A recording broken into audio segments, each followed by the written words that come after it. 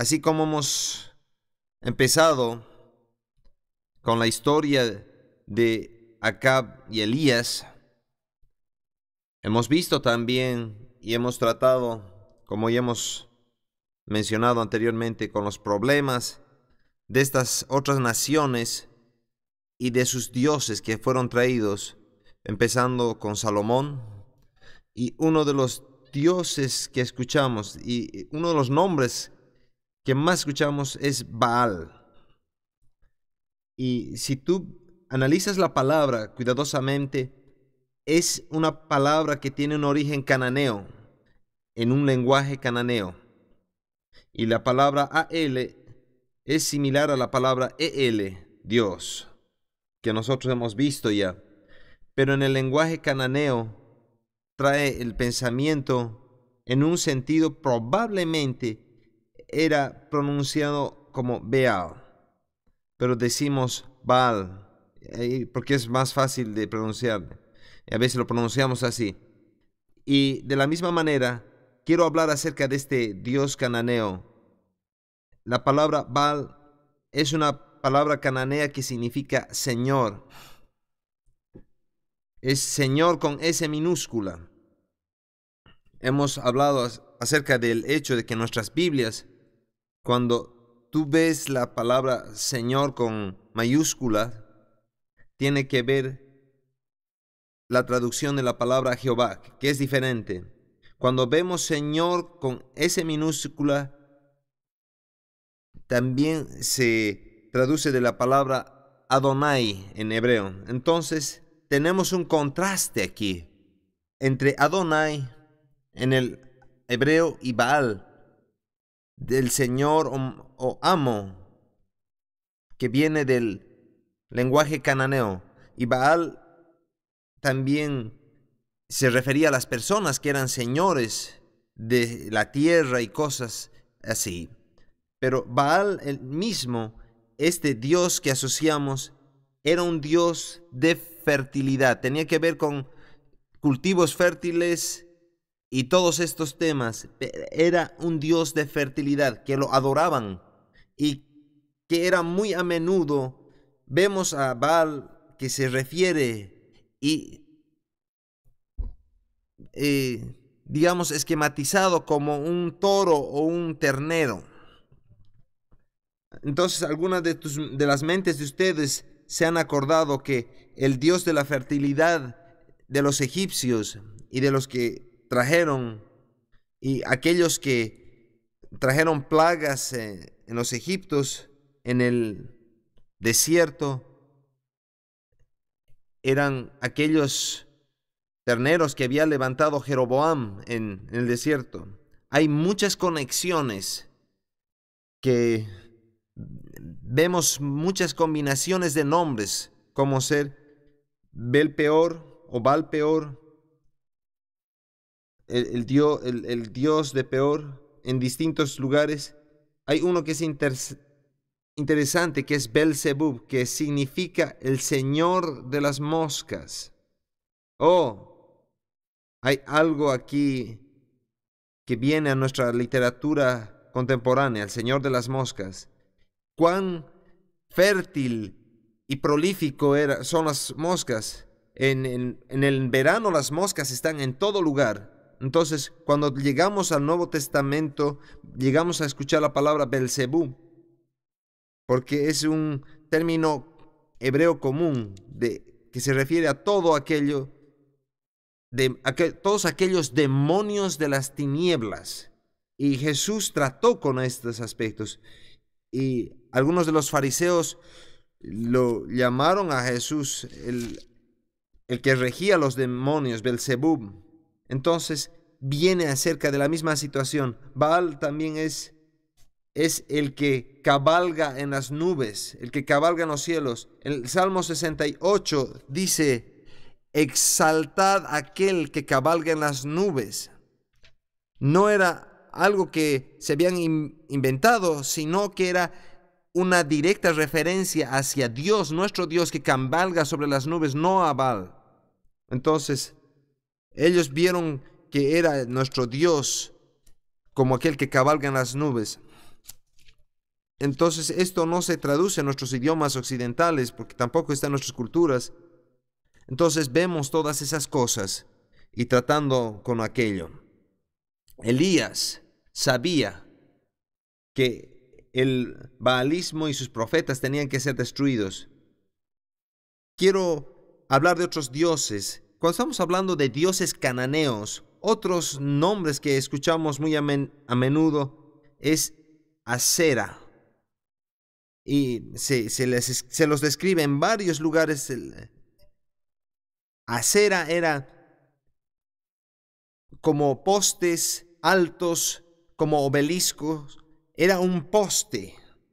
A veces se agarraba un árbol y se quitaban todas las ramas y dejaban solamente el tronco ahí erecto. Entonces,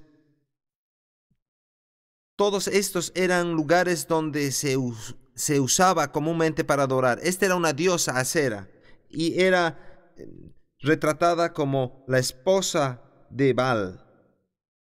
Y una de las cosas que vemos aquí frecuentemente es que las mujeres adoraban a Asera y los hombres adoraban a los Baales.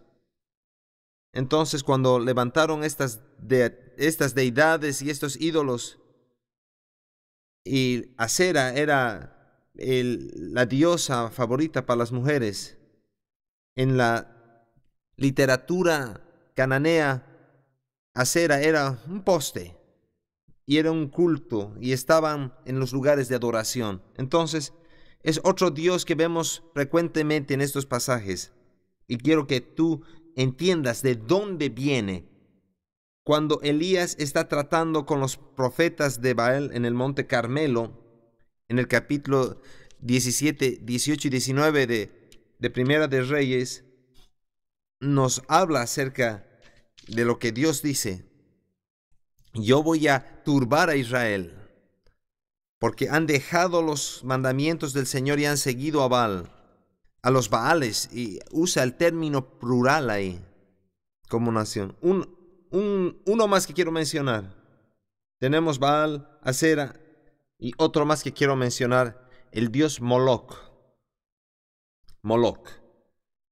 Y se lo menciona como Milcom y otros términos en distintos lugares, pero Moloch es el más usado y más frecuente.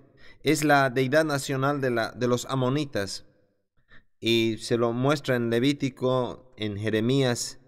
Y quiero mencionarte, Moloch. Brevemente quiero decir esto. Era una adoración que era acompañada por el sacrificio de los niños, de los hijos. Y los hijos eran quemados, eran holocaustos. Era muy similar a los holocaustos y que Dios prescribió a los hijos de Israel. Pero Moloch pedía y demandaba que sacrifiques a tus hijos. Y los padres tenían que sacrificarlos. Obviamente no es lo que Dios quiere. Ahora, la conexión que une todo esto es, había un lugar de adoración para Moloch. El lugar más prominente de adoración para Moloch era en el valle de Hinnom. Hemos hablado de esto, el valle de Hinnom. ¿Se acuerdan dónde está el valle de Hinnom? Ya les he dado esto y les he dado esta pista. ¿Se acuerdan este punto en este risco en el monte que por un lado está en Jerusalén, a la derecha está el valle de Cedrón y al otro está el valle de Hinnom? Y cuando se juntan estos valles, ahí es el lugar donde esta deidad más prominente es adorada, donde adoraban y sacrificaban a los niños. Y Isaías se refiere a esto como Gehenna, el fuego de Hinnom. Y también Gehenna es otro término que se usa en la palabra para describir al infierno o el fuego de Hinnom. Tú no vas a pasar Gehenna si eres un creyente. No vas a ir y sacrificar a tus hijos, pero tampoco vas a ir al infierno. Eso predica, porque ese es el problema con la idolatría. El valle de Hinnom tenían que ser el lugar más prominente desde los tiempos más antiguos. Y veamos una historia más para que atemos todo esto. Abraham trajo a su hijo en un viaje hasta el lugar donde el Señor le mostró en Génesis capítulo 22. Y su hijo le dice: papá, ¿dónde está? ¿Qué vamos a sacrificar? Tenemos el fuego, tenemos el lugar, ¿qué vamos a sacrificar? Y le dice: Dios proveerá un sacrificio, porque Dios le habló a Abraham que sacrifique a su propio hijo. Entonces llegaron a la cúspide de la montaña y Abraham se prepara para degollar a su hijo, y el ángel del Señor dice: no hagas daño al muchacho. Y lo que el Señor le dice, en otras palabras: mira al valle detrás de ti, Abraham, en el valle de Hinnom. Hay personas que han sacrificado a sus hijos todo el tiempo para satisfacer a sus dioses, porque está quizás en el monte Moría o en el monte de Sión, y está cerca al valle de Hinnom.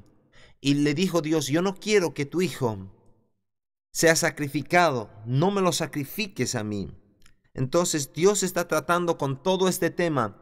Él dice: yo no necesito esto, yo no necesito sacrificios que yo no he prescrito, pero yo te voy a mostrar. Entonces le enseña a Abraham que los sacrificios de los hijos no es lo que Dios quiere, y Dios proveyó otro cordero. Entonces Dios proveyó algo mejor. Entonces tenemos esta conexión en todas estas cosas, y a través de toda esta historia de Israel están batallando contra estos dioses falsos. También nosotros tenemos dioses falsos que no los vamos a tratar de nombrarlos. Ya has ido por esa lista antes y no los vamos a nombrar.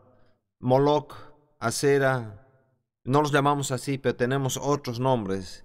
Prosperidad. No, ya no quiero entrar en esos temas. Continuamos adelante.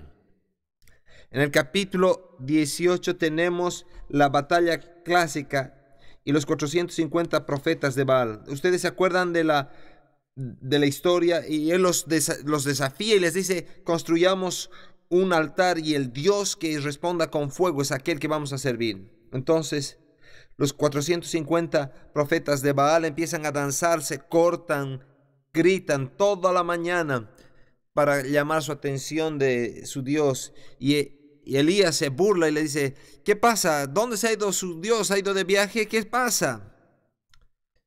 ¿Está dormido? ¿Qué pasa? ¿O dónde se ha ido? ¿Por qué no les escucha su Dios? Entonces ustedes saben, al final del día Elías reconstruye el altar y derrama agua sobre todo el sacrificio hasta que llena las cunetas. Y hay una oración simple, la hace de pocas palabras. Y la Biblia dice que Dios lame el agua, el sacrificio, las piedras con el fuego. Entonces Elías no dice: yo he ganado, pero él lo prueba matando a todos los profetas de Baal, y los destruye y los mata. Y otra cosa que sucede es que ellos tienen como instrucción de Elías, a través de Elías, que ellos tenían 3 años y medio de sequía, nada de lluvia por esos 3 años y medio. Y entonces Elías dice a su siervo: anda a mirar sobre la colina. Y ahí en este Monte Carmelo, es una montaña costanera al noroeste de Israel, mirando al Mediterráneo. Y dice: no ve nada. Y le dice: vuelve a ver otra vez, ve si viene una tormenta. No hay nada. Hasta el final viene, dice: hay algo, dice, hay una nube del tamaño de la mano de un hombre. Y así miró con su mano, y era una nube de ese tamaño de su mano. Y dice: corre, salva tu vida, porque va a llover. Y dice que la escritura dice que cayó una tremenda lluvia, y todos corrieron y fueron al valle de Jezreel, Y la Biblia dice que Elías levantó su falda y corrió más rápido que los carros del rey. Y la escritura dice que él corrió. Él dice que desde el monte Carmelo hasta Jezreel era una maratón. Era más o menos como unos 32 kilómetros. Y él levantó su falda y corrió. Y ganó a los caballos del rey de Israel. Y Dios los liberó. Todos estaban felices de la lluvia. Pero Acab no estaba feliz. Y adivina quién no estaba también feliz. Jezabel, que su nombre había sido nombrado como Dios Baal. Ella no estaba feliz de toda esa destrucción de los profetas de Baal. Y él dice, para esta hora mañana yo voy a tener la cabeza de él. Él ha matado a todos nuestros profetas. Vamos a hacer lo mismo con él. Y la palabra llega a Elías en el capítulo 19, pero no vamos a leer todo eso. Y Elías estaba escondido en una cueva. Oh Dios, anda y mátame tú. Yo he hecho lo correcto, mira lo que ahora sucede.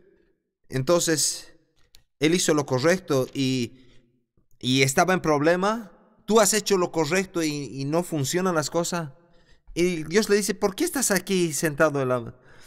Y le dice Elías, yo soy el único que te ama. Él estaba teniendo una fiesta de conmiseración. Soy el único que te amo. No, Dios le dice, no es así. Hay 7,000 que no han doblado la rodilla, Baal. 7,000 además de ti. Tú no tienes ni siquiera idea, ni te das cuenta cuántas personas. Y quizás no era un número literal como 7,000, sino que era un número de plenitud, 7. Hay gente que tú ni sabes, en los miles, que están sirviendo a Dios. Entonces, Elías, Dios provee para él. Hay muchas historias maravillosas de la provisión de Dios para Elías y cómo Dios cuida todas estas situaciones. Hay otras historias de cómo lo malvados que eran Acab y Jezabel. Mientras tú lees estas historias, puedes recordar y refrescar tu memoria. La última sección habla de eso. El capítulo 19 nos da una introducción breve de un aprendiz de Elías, que su nombre es Eliseo. Entonces, una de las cosas que nosotros tratamos de acordarnos es quién era Elías y quién era Eliseo, porque a veces uno se los confunde. Entonces, Eliseo es el más joven que sigue a Elías. Entonces, tú puedes hacer algunos métodos memotécnicos para acordarte cuál de ellos es primero. Elías y Eliseo. Entonces, yo uso ciertas reglas memotécnicas para acordarme todas estas cosas. Esto nos introduce a Eliseo, que es el puente que nos lleva a la siguiente historia. Vamos a Segundas Reyes. Segundas Reyes es la historia que nos habla acerca del pecado de Israel y el fin de Israel. El autor del libro y la fecha ya lo hemos mencionado antes. Vamos a saltar ese tema. Ustedes pueden ver que Segundas Reyes, ya hemos visto el autor, la fecha. El mismo libro cubre el tiempo de periodo y continúa los reyes de Israel, desde donde los hemos dejado hasta el tiempo de la cautividad. Y hay el reino del norte y el reino del sur fueron llevados cautivos en distintos periodos y por distintos enemigos y distintos imperios. Vamos a hablar acerca de esto, que el libro de Segunda de Reyes cubre un periodo de 300 años, más o menos. Mucha historia. Entonces, tú puedes ver, dependiendo de qué reino estás hablando, del norte o del sur. El tema principal del libro es y describe la cautividad, cómo las naciones han sido divididas en todo esto. Este libro también describe la muerte de la nación que termina perdiendo su monarquía.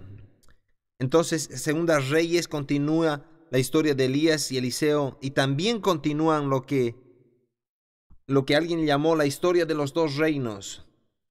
Y puedes aplicar esto de Roboam y Jeroboam. Entonces, sigue la historia del reino del norte y del reino del sur hasta la cautividad. Les voy a dar dos fechas que son importantes que las recuerden. No hemos memorizado fechas exactas y no soy muy estricto en esto, pero en estas dos fechas yo quiero que las recuerdes. El reino del norte, Israel, cayó en mano de Asiria.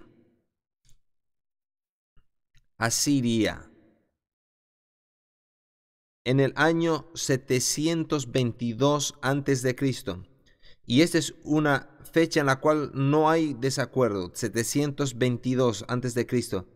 El reino de Israel del norte cae cautivo en esa fecha. Y he mencionado, y no quiero que confundas con Siria. Siria y Asiria son dos términos distintos completamente. Siria todavía tenemos hasta ahora, que está al norte, al noreste en realidad de Jerusalén, de Israel. Pero Asiria era un imperio que era por encima de los ríos Tigris y Éufrates, más al norte. Era un imperio fuerte que influenció mucha de la historia en este tiempo, porque era una nación fuerte. Eran aquellos que escuchamos acerca del rey de Asiria, y vino y atacó la tierra, y hizo todas estas cosas. Entonces los reyes de Asiria, sabemos por la historia, que no solamente vinieron a los hijos de Israel, atacaron Egipto en distintas épocas. Entonces el imperio asirio se convierte en el imperio que controlaba en ese tiempo. Entonces Asiria era el imperio más fuerte de ese tiempo. Dios usa esta nación para juzgar a su gente. Tenemos que entender cómo esto funciona, así como Dios dijo, si tú no me obedeces, ¿qué va a pasar?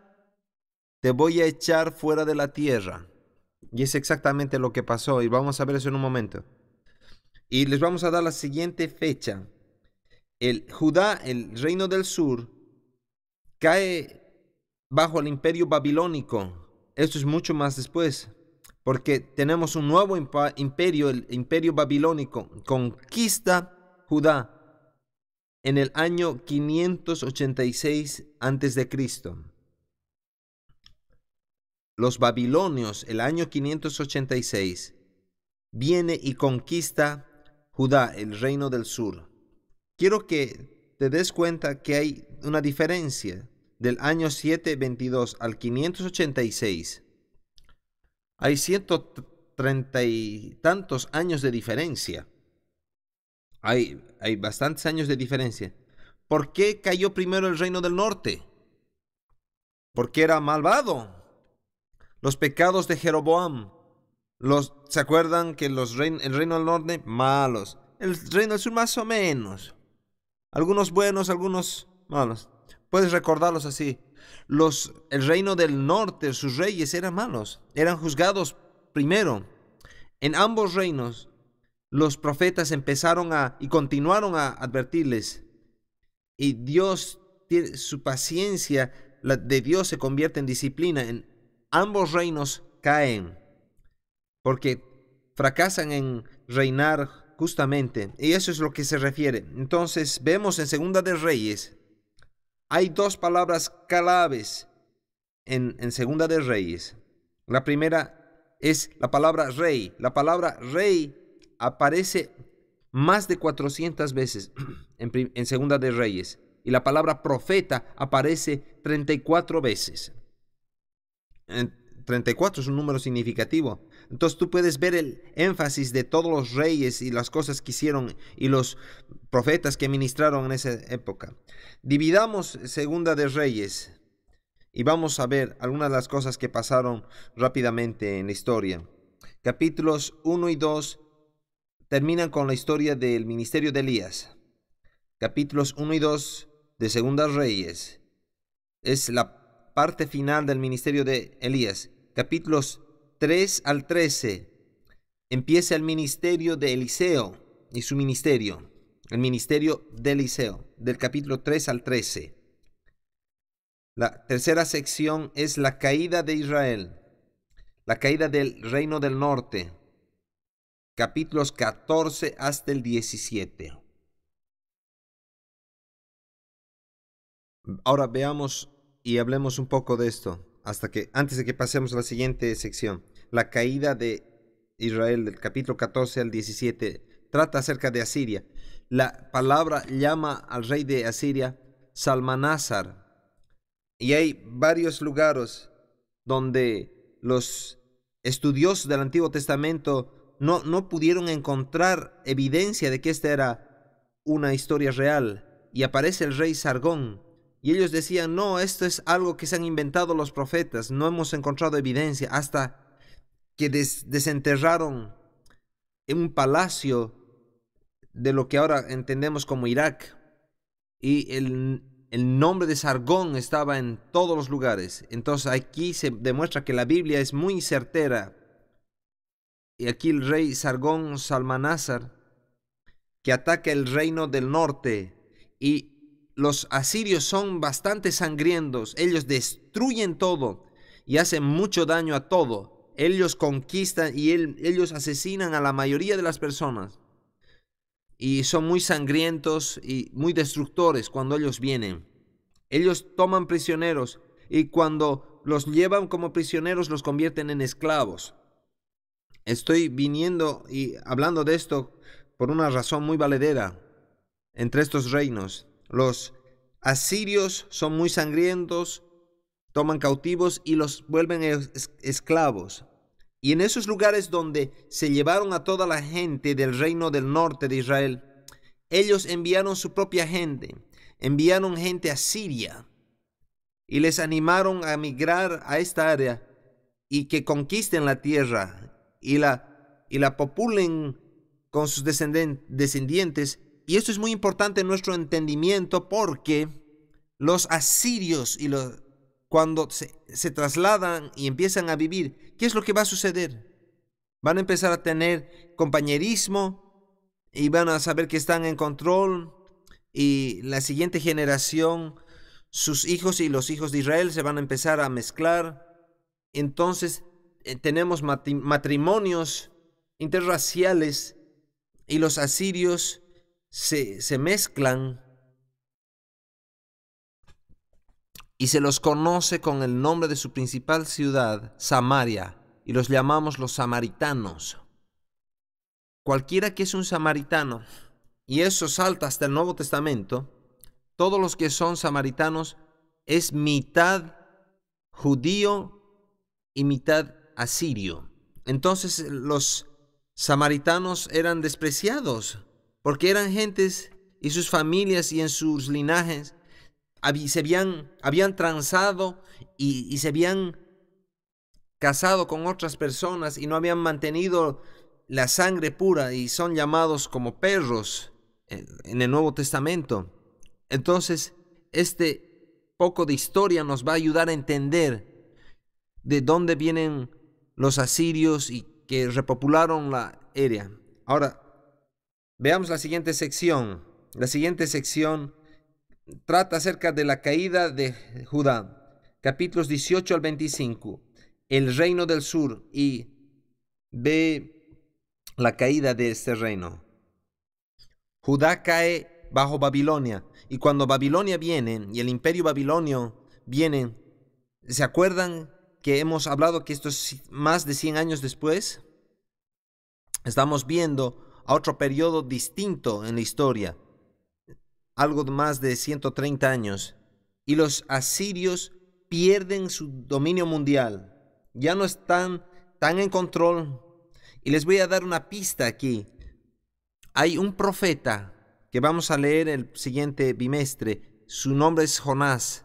Y Dios lo envía a ministrar a la gente de Nínive. ¿Sabes dónde es Nínive? Es en Asiria. Entonces mantén ese pensamiento y vamos a ver el siguiente bimestre. Son unas pocas semanas. Mantén ese pensamiento. Entonces, en este tiempo vive Jonás. Eso es lo que queremos enfatizar para después enlazar estas cosas. Ahora, los asirios han perdido su dominio. Entonces, los babilonios, que son un poco más al sur, sobre los ríos Tigris y Éufrates, lo que ahora ya conocemos como Irak, en nuestros días, los babilonios están en control. Ellos empiezan a controlar todo el mundo a través de Israel y atacan. Y hay varios ataques y llevan a algunos cautivos y luego regresan, y hasta el año 586 destruyen totalmente la ciudad de Jerusalén, la queman el templo, sacan todo el oro y todas las cosas preciosas son robadas. Los muebles del tabernáculo quizás los hayan derretido. Hay una pregunta que no tenemos la respuesta para esta pregunta. Si los sacerdotes escondieron el arca del pacto, o fue llevada a otro lugar, o si los babilonios la tomaron. La escritura no nos dice claramente. Hay muchas teorías y pensamientos. Entonces el templo de Salomón es totalmente destruido y todo se pierde. La adoración termina y son llevados cautivos. En el año 586. A partir de este año empieza los 70 años de cautividad. No hay ninguna presencia como nación en toda la tierra. El reino del norte ya fue llevado y el reino del sur ya es llevado. Hay 70 años de cautividad. Hay una diferencia. Que los babilonios, cuando ellos vienen, ellos llevan cautivos. Ellos destruyen, son sangrientos, pero no son como los asirios. Pero llevan cautivos. Pero no los llevan para hacerlos esclavos, sino los llevan para volverlos a entrenarlos. Se llevan los más jóvenes, inteligentes. Ellos se hubieran llevado a todos ustedes jóvenes, a los más inteligentes, los jóvenes, aquellos que tenían liderazgo. Ellos querían a esas personas y los llevaban a Babilonia para reentrenarlos y enseñarles las costumbres babilónicas, porque ellos sabían, si ellos te entrenaban o les lavaban el cerebro, podemos decir, para que piensen como ellos pensaban, entonces tú te vas a volver en un buen ciudadano de su nación. Y ellos iban a responder de esa manera a ti. Entonces habían varios jóvenes como Daniel, Sadrach, Mesach y Abednego, aquellos nombres que se manifiestan en los profetas y en la historia de Daniel. Aquellas eran las personas jóvenes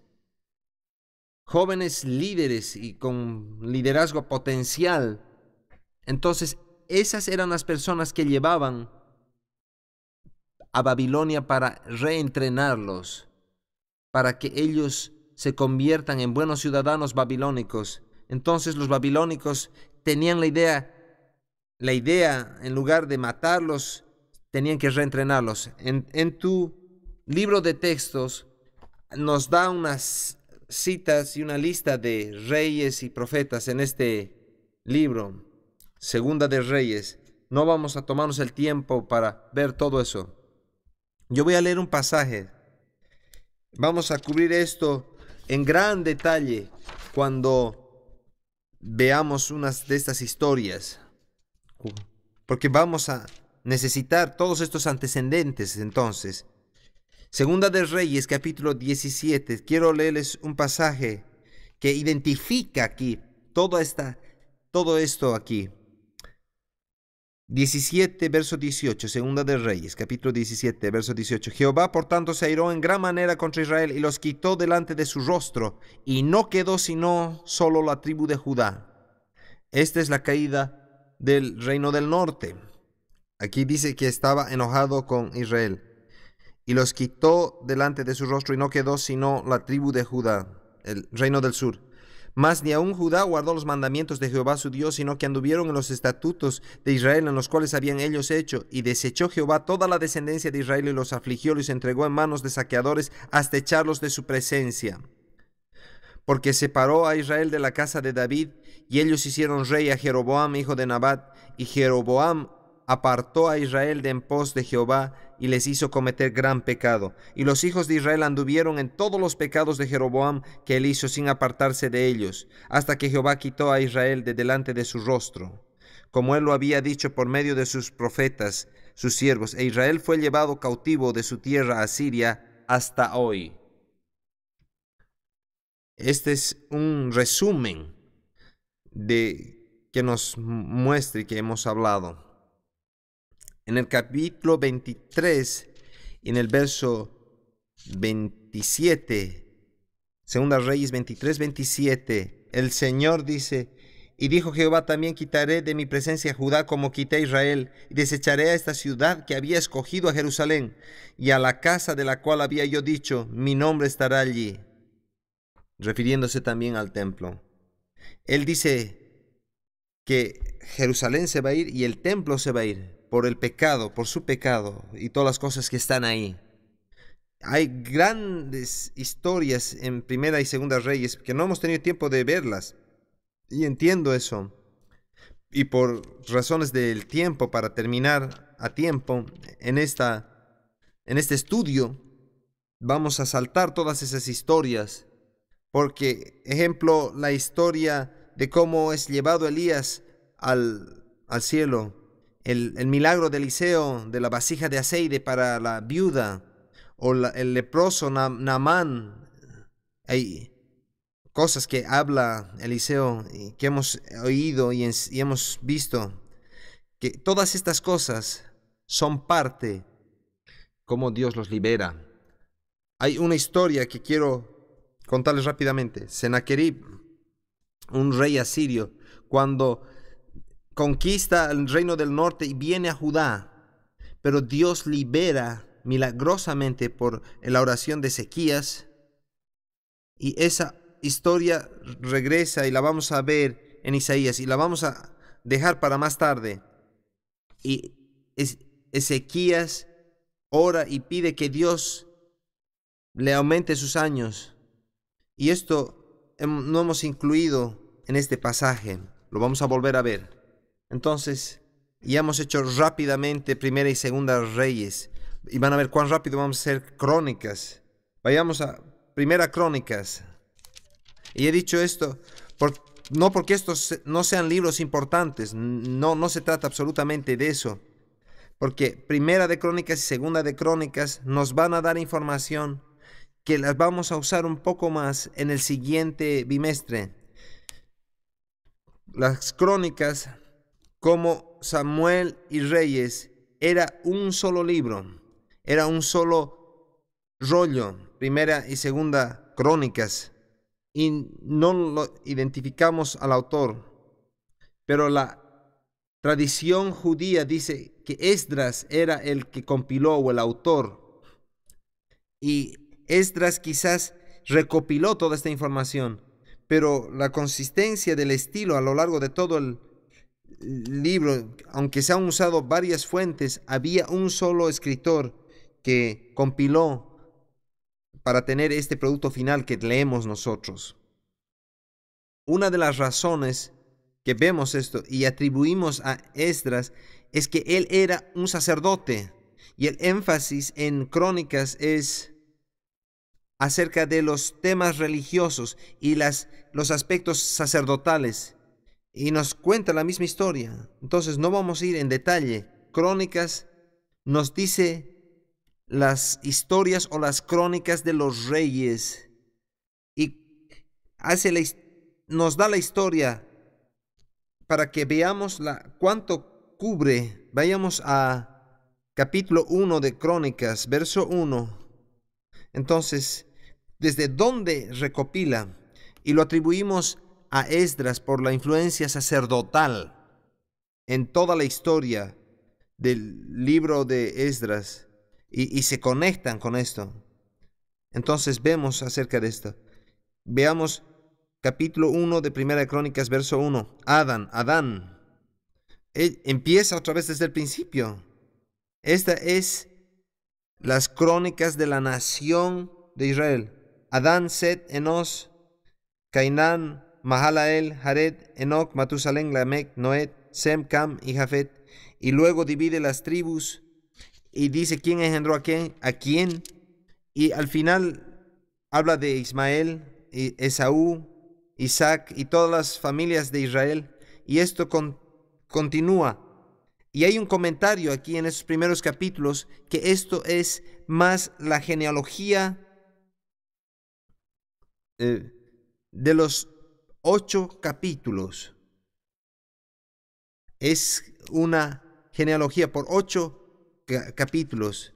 Y hay algunos comentarios, pero él trae todo esto con todas estas genealogías en los primeros 8 capítulos hasta la muerte del rey Saúl. Y cuando llega la muerte del rey Saúl, dice, un momentito, hablemos acerca de David. Y empieza a contarnos otra vez la historia de primera y segunda de Samuel, con algunos detalles de David y de todo su reino y cómo él rigió su reino, pero añade el punto de vista cuando los reyes nos dan la historia de los reyes, las crónicas nos dan, Dios estaba viendo y Dios vio que esto sucedió. Entonces, veamos desde el punto de vista de los sacerdotes. El sacerdote dice, y yo me pregunto, ¿cómo lo ve Dios esto? Y Esdras lo escribe desde ese punto de vista. Y hemos visto desde el mismo periodo de historia, pero con otra perspectiva. Pero la diferencia que quiero que tú entiendas no es repetición, es una edición más espiritual, en el término espiritual de lo que está sucediendo en Primera de Crónicas. Ahora, la historia, como dije, en un sentido, un escritor llama a este libro como Antiguo Testamento en miniatura, porque cubre todas estas cosas, porque y llega hasta la cautividad babilónica y termina con el decreto de Ciro para retornar a Israel. Este era el rey persa que al final de la cautividad los envía de regreso. Entonces va más allá y esto termina más tarde y cubre la historia desde el principio hasta el final. Y también nos cuenta muchas de las historias. Y este escritor lo llama el Antiguo Testamento en miniatura. En algún punto, el título de Crónicas son las cosas que fueron omitidas. Y dice algunas cosas que los otros ni siquiera cubrieron. Entonces, cubre Crónicas aquellos pedazos que faltan, las cosas que se fueron omitidas en Primera de Reyes y Samuel. Entonces, todo esto llega hasta el pasaje que nos hace acuerdo. El mensaje principal es que Dios es fiel a su pacto. Desde la perspectiva de Dios, Dios está haciendo lo que Él dijo que iba a hacer. Tú sabes y te das cuenta que Dios va a hacer lo que Él dijo que lo que iba a hacer, lo va a hacer. Entonces hay una escritura en Eclesiastés que el corazón de los hombres se vuelve a la necedad porque no ve el juicio de Dios. Estoy parafraseando. Entonces, cuando el corazón del hombre no ve un juicio rápido, entonces el hombre se entrega a la necesidad. A veces nos imaginamos a Dios con un rayo en la mano que está mirando. ¡Oh! Está listo si tú haces algo mal. Y cuando ese rayo no nos golpea, cuando hacemos algo mal, y decimos, Nos hemos escapado. Y eso es lo que estaban haciendo los hijos de Israel.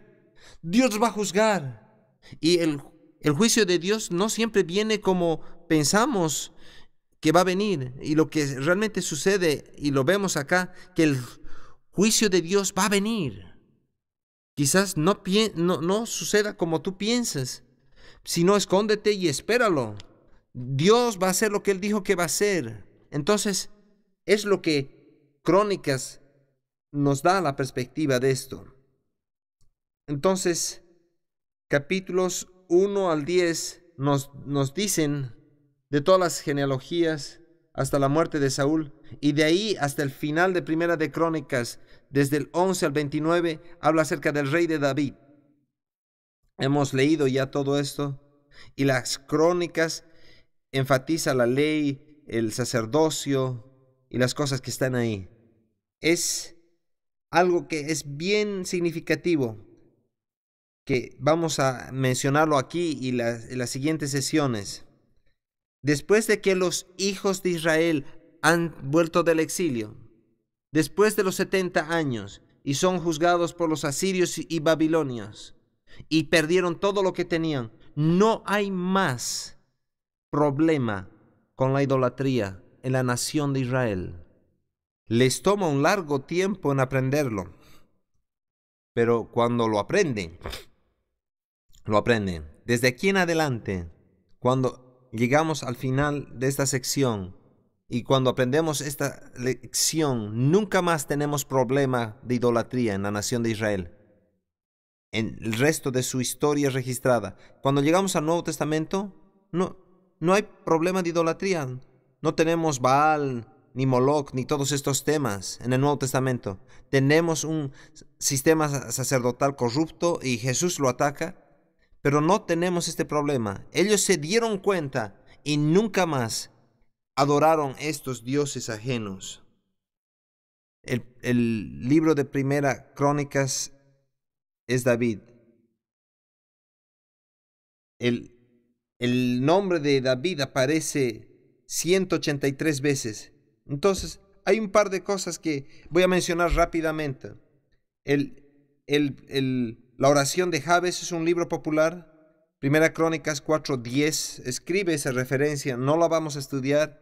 Tú la puedes estudiar en otro tiempo. Primera Crónicas 4:10 es la oración de Jabes.